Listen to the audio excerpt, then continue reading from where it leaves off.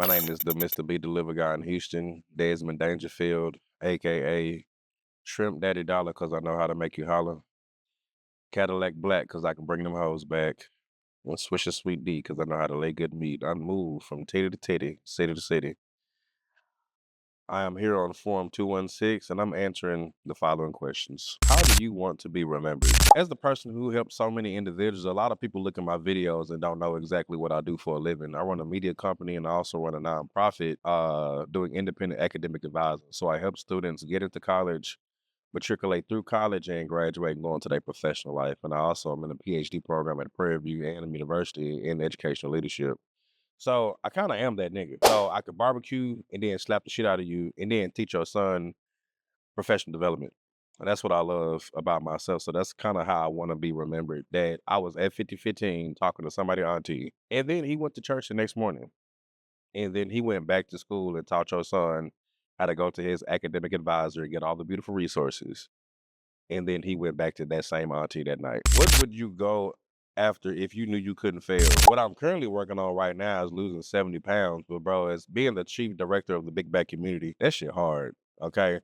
I will go to Wing Boss off of Alameda and get an 8-piece with catfish. Go to HEB and get Creamy Creations ice cream. Circle back to Chacho's 3 o'clock in the morning and give me a quesadilla with extra cheese and chicken and wake up in the morning and eat my meal prep. That's my goal. But words are words. LDLs and A1C levels are through the roof, so I want to make sure I take care of that. Who is someone you haven't forgiven? Whatever white man told them to take Bluebell off the shelves back in 2015. That shit pissed me off. Have y'all noticed ice cream don't even taste the same? Like, whatever bacteria that was on that machine, put that shit back. Put that shit back. Okay, I've ate way worse stuff off the ground and from girls from faces off of Alameda. Okay? What was your first experience dealing with death? For those of you who know, I have 2 cats. First cat is named Paul Aloysius, Mr. Slickback like Bobby Womack, Mr. Patches Dangerfield. And the second cat is Naomi Boosie Badass on a Monday, Nicole Dangerfield. And we be in the house praising the Lord. But my first cat was named Eddie, Mr. Slickback like Bobby Womack, Dangerfield. The second cat got the first cat's middle name. And one day, about a year and a half later, I came home after seeing this girl and my cat was dead in the cabinet, like the cabinet up under the sink. And I never really experienced death like that. I never really went through grief. Like, I've never really had nobody close to me die. And I'm sitting here having a whole moment about this cat that used to see me walking around the house naked while it was 90 degrees outside. And it was 60 degrees in my house. And so I had a whole funeral. I went to go put on a 3-piece suit like a deacon at Ebenezer Baptist Church. And I dug a hole in the back of my apartments. And I buried my dog, or my cat, but he was my dog.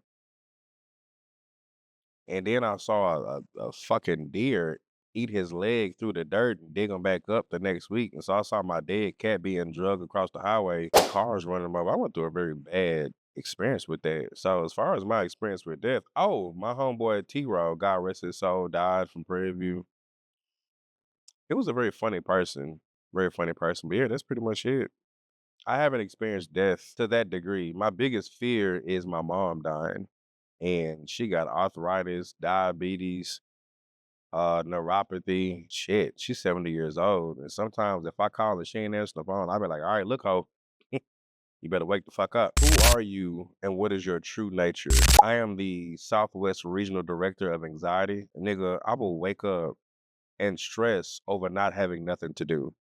I literally will complete all my tasks for the month and have anxiety about having a free schedule because I'm so used to having a schedule, things to do, and doing stuff at the last minute. But deep down inside, I'm a genuine person. I build my life off of good character and integrity, and I'm such a people person. Very friendly. I'm too friendly. Like I'll walk up, kiss your baby, shake hands with you, ask you how your mom and them doing. But I'm still like a Texas nigga, so if you get out of line, I will slap the shit out your ass. I want to barbecue all day while teaching the world about Jesus and then go to the liquor store. Go get 2 cigars. Come home, play 2 hours of Call of Duty. Talk shit on the phone with James and Terrence and then go to bed. Probably rub one out on the toilet before I go to bed and then wake up in the morning and do it all over again. If you had a pet parrot, what would you teach it to say? I would put it right by my door, and right before I leave out to go start my day and get in the car, I would have it recite spectacles, testicles, wallet, and watch to make sure that I don't forget anything. What's a song people think is bad that you love? What's that Webbie song that be like, I fuck a bitch till she real tired, and I ain't gotta hold, don't you spit that nut out, bitch, apologize. I was singing that after church. And I was riding down to it, and I was like, "Ooh," like, I felt like a baddie when I heard that song. Is it crazy? Is it just me? Or, like, when a man hears a really good song, we do the little bounce, a little twerk. Men be twerking, bro. Especially if you a big nigga, we do that whole little, tell me, what is the most embarrassing thing you've ever done on a date? I remember I was backed up internally for 2 days. I had went to Chacho's by my house, got a 12-piece nacho platter deluxe. Man, I went to Dream Wings off of 610 and Ella. I ain't had no vegetables in like a week. It was just a boulder of just waste in my stomach or intestine, somewhere between. I could feel it wiggling around. I went to HEB and got some magnesium citrate. This is before they took it off the shelves, and I drank the whole bottle. I forgot I drunk it, and I had a date in like 3 hours, and it was a small date. She was from the hood, so we went to Papados. Yeah, have you ever noticed, like, every hood hoe is okay with just Papados? Like, all you gotta like, I ain't gonna lie, Papados kinda expensive, I ain't gonna lie.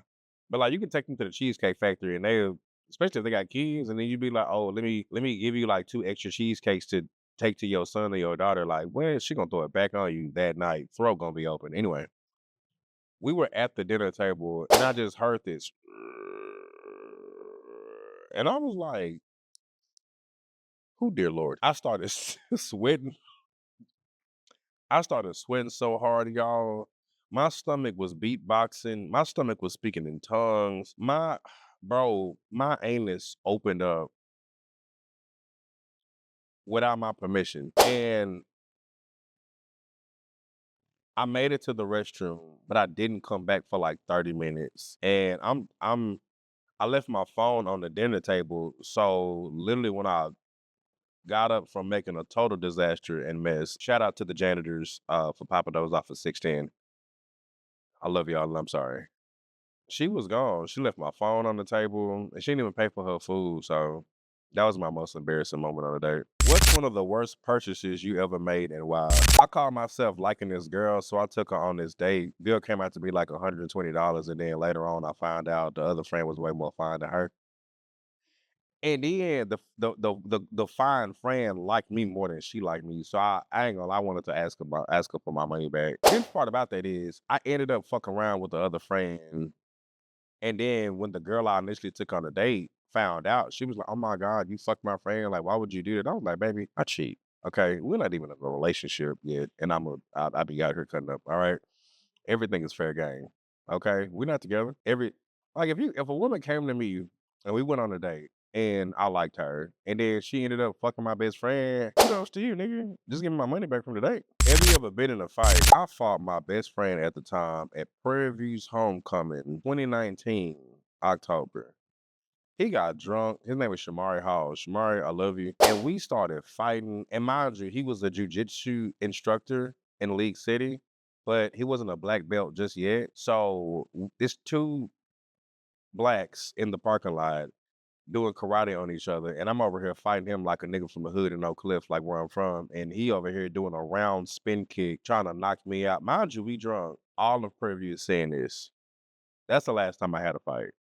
And then, like, the next morning, we laughed about that shit and went to the liquor store. That's why I love my friends, bro. Don't you love friends that you can really, like, go in the grass and cut the fuck up because I got, like, a little discrepancy? You know what I'm saying?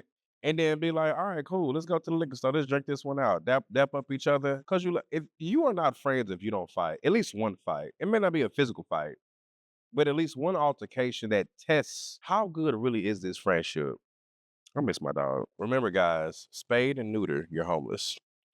This is Desmond, the Mr. B Delivery Guy on Instagram under Dangerfield Media, here with Forum 216.